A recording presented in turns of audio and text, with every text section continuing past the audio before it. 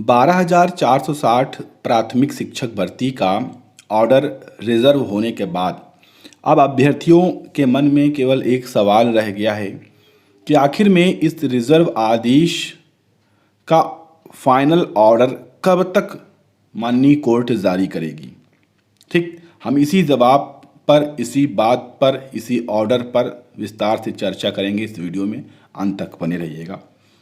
खास तौर पर 12,460 के वो साथी जो अपनी नियुक्ति को चाहते हैं, यानी कि विद्यालय में सहायक अध्यापक बनना ही चाहते हैं, ऐसे अभ्यर्थी जरूर इस वीडियो को लाइक और चैनल को सब्सक्राइब करके बेल आइकन दबा लें, क्योंकि इस भर्ती से संबंधित बहुत जल्द बड़े बड़े आधिकारिक आदेश आपको देखने को मिलने वाले हैं और वो सभी आप तक पहुंचने भी ज़रूरी हैं। विस्तार से चर्चा करने वाले हैं, विस्तार से अपडेट देंगे। दोस्तों, वीडियो को शेयर ज़रूर करिएगा विभिन्न सोशल मीडिया पर। ये तस्वीरें आप देख सकते हैं, ये जो तस्वीर है कानपुर देहात बेसिक शिक्षा अधिकारी की है। यहाँ पर कुछ अभ्यर्थी आप देख सकते हैं। ठीक, ये सभी जो अभ्यर्थी हैं ये 12,460 के।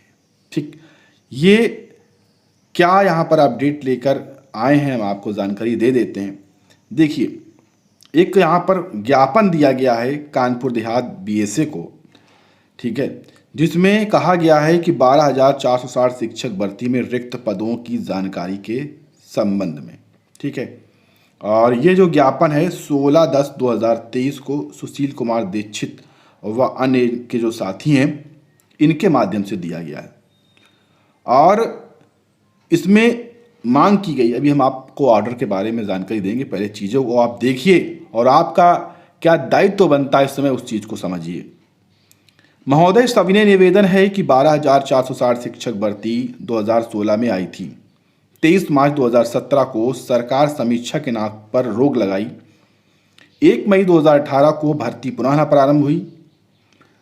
6,512 लोगों को नियुक्ति पत्र दिया गया और लगभग ये देखिए 5,948 यानी कि 6,000 आप मान सकते हैं लोग जो 24 जनपद शून्य जनपद के थे, यानी कि उस जनपद में कोई भी पद उनकी नियुक्ति पर नहीं थे, उनकी नियुक्ति पर रोक लगा दिया गया।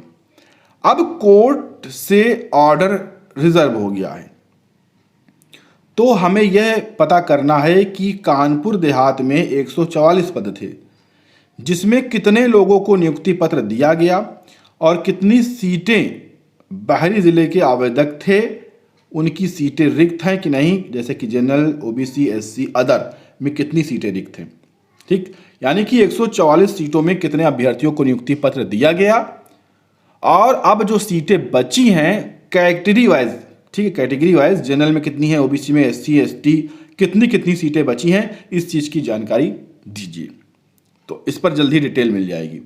तो इस तरह से देखिए, ये प्रयास बहुत अच्छा है, आप समझ लीजिए। आप इस खाली समय का प्रयोग बहुत अच्छे से कर सकते हैं अगर आपको अपनी नियुक्ति की चिंता है तो, क्योंकि सच्चाई पता चल जाएगी।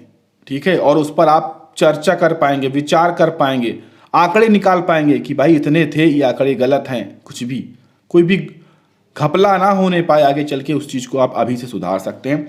तो ये जो पत्र है, इस तरह से आप 51 जनपद के अभ्यर्थी 2-4 साथी मिलकर इस तरह का पत्र अपने बीएसए कार्यालय में दे सकते हैं।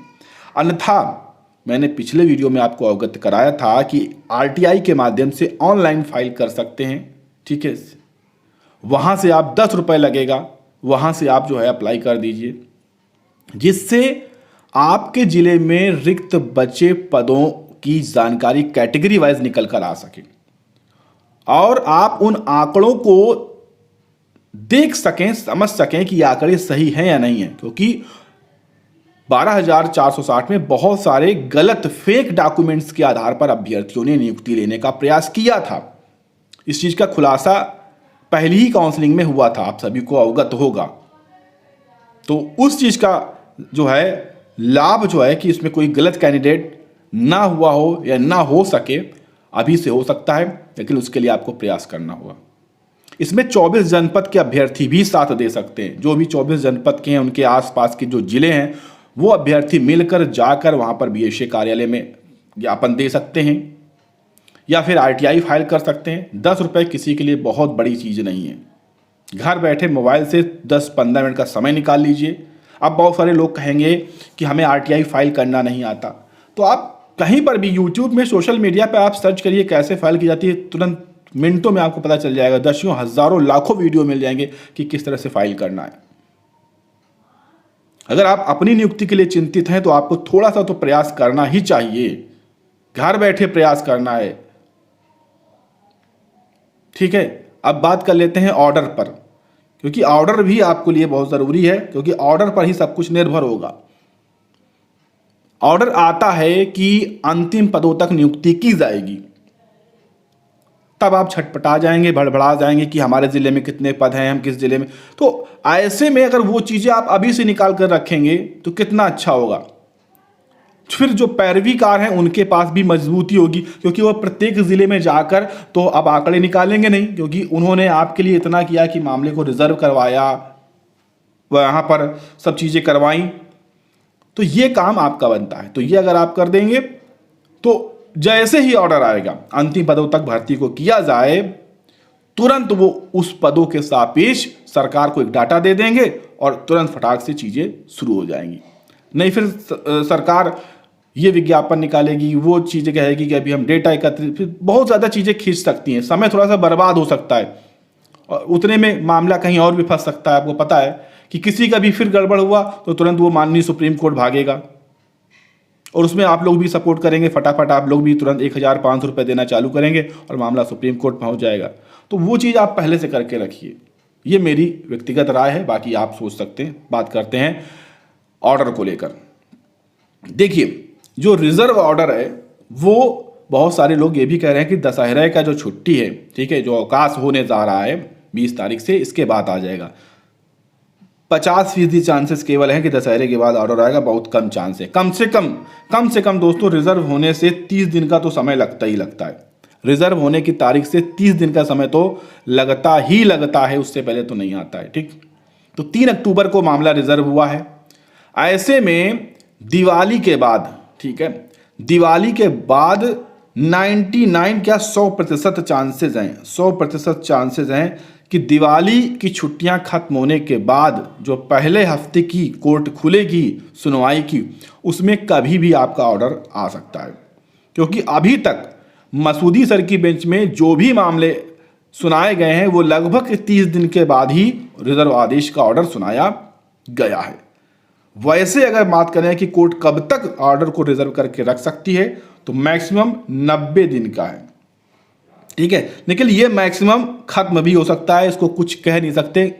माननीय कोर्ट है, 90 की जगह 100 दिन भी ऑर्डर को रिजर्व करके रख सकती है। इस चीज़ को आप लिखित मत मानिएगा कि नहीं 90 दिन ही रखेगी, ठीक है। लेकिन ऐसा सभी बेंच नहीं करती हैं। माननीय मसूदी सर की जो बेंच है बहुत ही फास्ट है, आपने देखा सुनवाई में भी कितना फास्ट रहा है, ठीक है। कितने फास्ट यहाँ पर पैरवी, वहाँ पर सुनवाई माननीय कोर्ट ने की है, आप समझ सकते हैं कि रोज केवल 1-2 घंटे ही मामले को सुना गया है और मामले को कितनी जल्दी चीज़ें ऑब्जर्व हुई हैं।